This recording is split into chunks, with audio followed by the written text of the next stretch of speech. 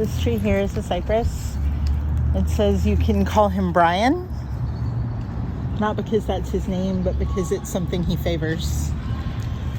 And he says that he has been growing here a very long time, long before any of this was here.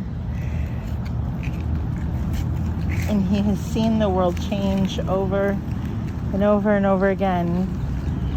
But the one constant is that life continues. The story he wants to tell about this is that of a frog that laid her eggs here, right under the water here, and came and checked on her eggs every single day, and the eggs were fertilized by a mate that she chose, and she would come and check on them every day. And once they hatched, they were these beautiful little tadpoles swimming around, and no matter what she did to keep them safe, there were things that would come and eat a tadpole or two at a time. But what the frog didn't realize is by doing that, she was able to easier take care of the tadpole she had. And so instead of a whole bunch of tadpole swimming off on their own to die in horrific ways, she was able to protect over half her tadpoles. So even though some died, it actually made her stronger and easier. It made the rest of them stronger. And it was almost like a few died so the rest could live. And if we all understood the cycle of life the way the cypress does, we would know this to be true in everything, and we would no longer worry when endings were coming. So this tree got tired and it went to sleep. That's what we call it when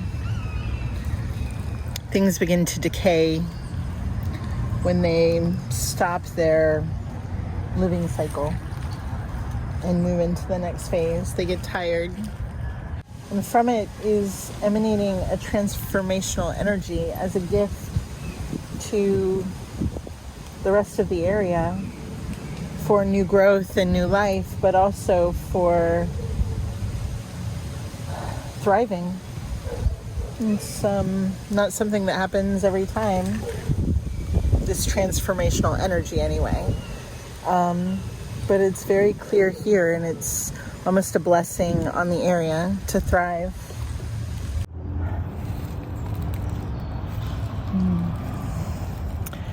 So she says her name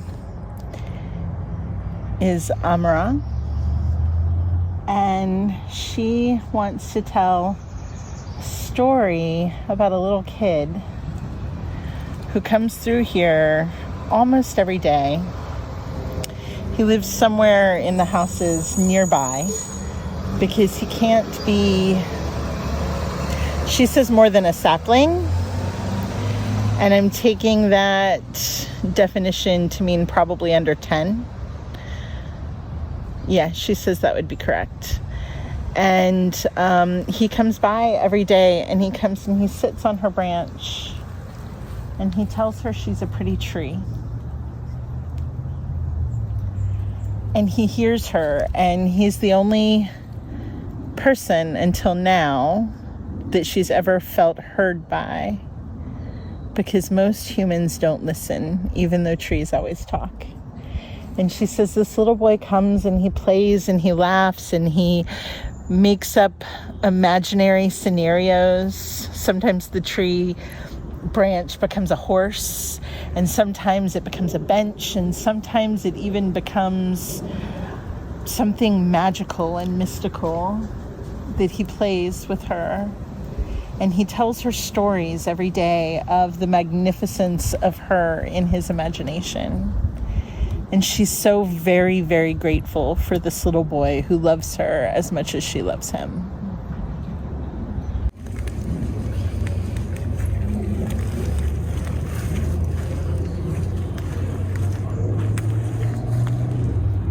She says, for the record, to make sure undeniably that she is a she.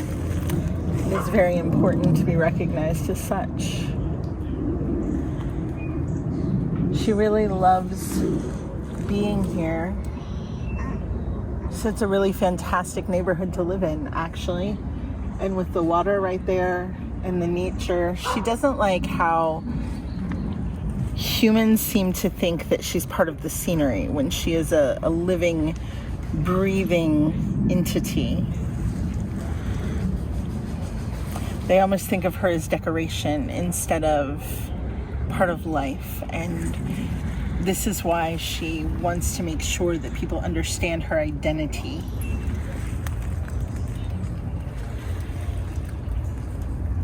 She says her name is Suloan.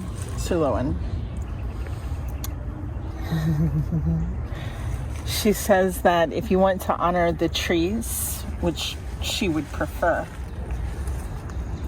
then not only be kind to them, but speak to them as you would your friend, because they are.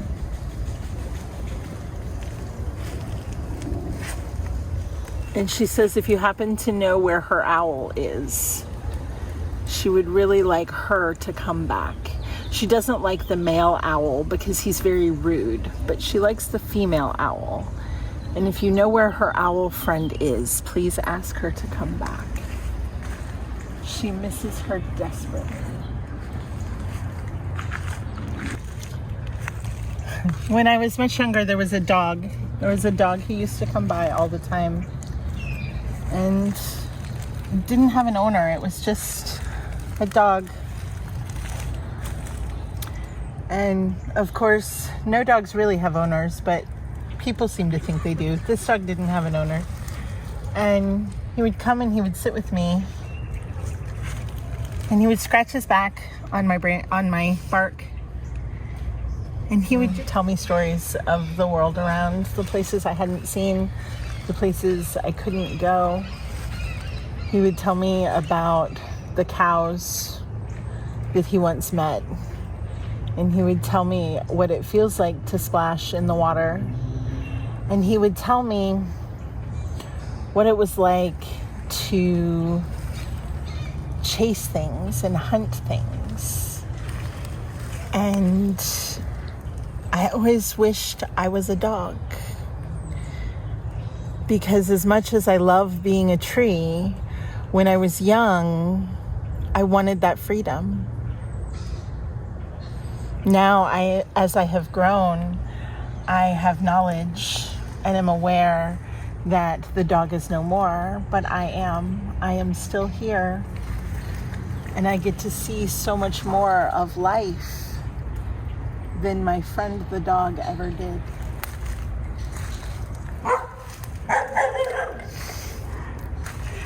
And there's a dog.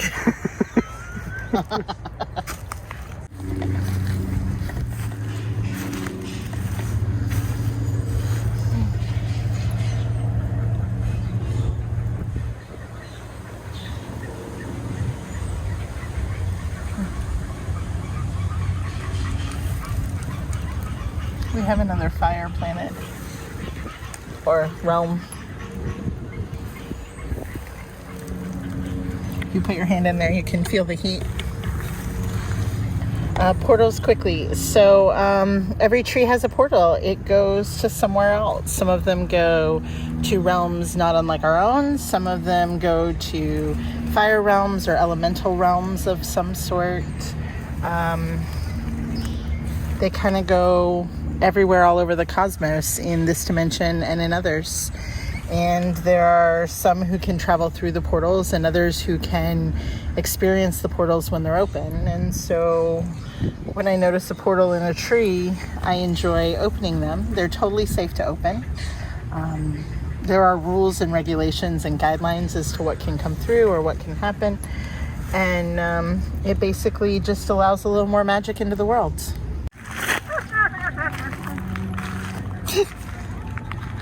Ooh, ooh, we're so spooky. That's it, just, ooh, don't we scare you? We're so spooky.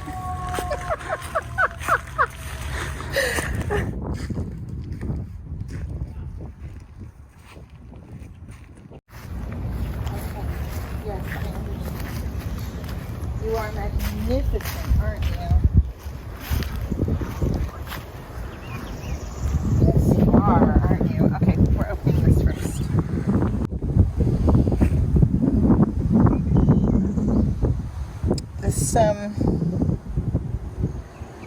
is kind of similar to our world, but it's very grassy. Like there's open fields and trees similar to ours.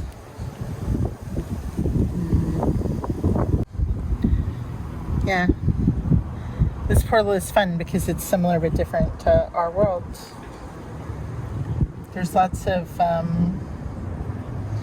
green spaces. Actually, it's all green spaces. And these beings live with the earth. Or with the, we'll call it the earth, with the planet that they're on, as opposed to fighting against it.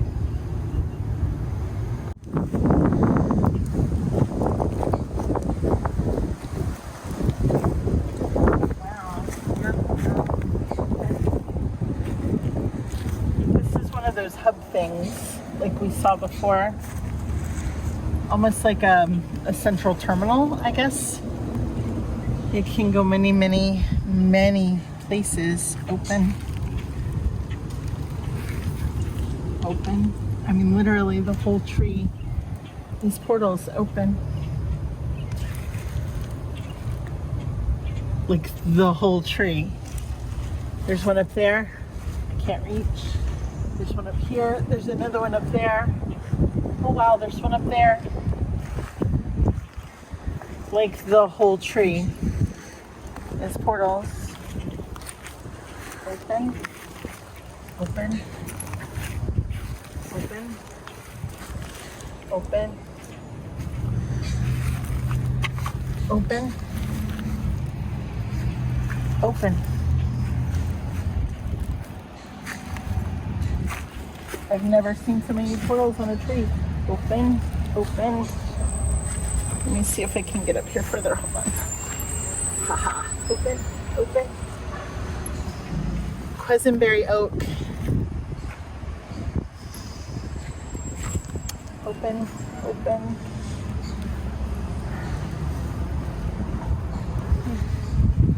Open, open, open. Jesus. All of them? All right, fine. We'll do it this way. You ready? Open.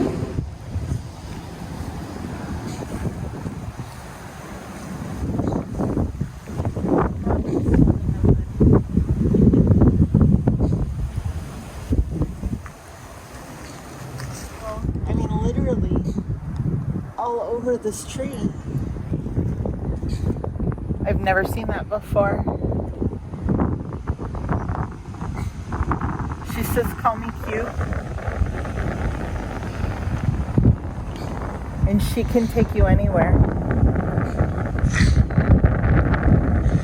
There is a portal to every kind of realm that there is. Not every realm, but every kind of realm that there is. And if there are multiple realms, yes, but no. Each portal takes you to a way station that can take you 100 other places. So there's, she says there are 700 portals in her. Each one takes you to a way station that can take you to another 100 portals each.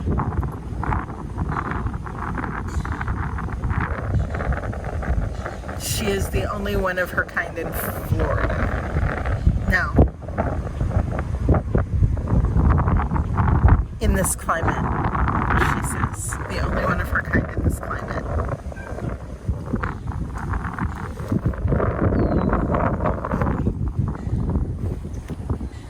And she says she quite enjoys being this. She is sad that her portals have been closed for so very long because it was necessary for the energetic transition of the earth. But now it is time to open back up and connect what had been disconnected. She's saying something about interconnectedness, but I don't quite understand it. It's, okay, slow down, I understand. Slow down, say it again. Oh, she's just very, very excited about this. So, as humans begin to understand the interconnectedness of everything, it makes it necessary to open up the places that humans have closed off to being connected. Because as you begin to understand, we are all connected, trees and humans and water and animals and plants and beings from many, many, many places. We are all connected. And for a very long time, it was necessary for humans to believe that they were alone. And now it's time for them to understand they're part of it all. And she's very excited about this. This is her purpose and her reason for being in this life as this amazing tree.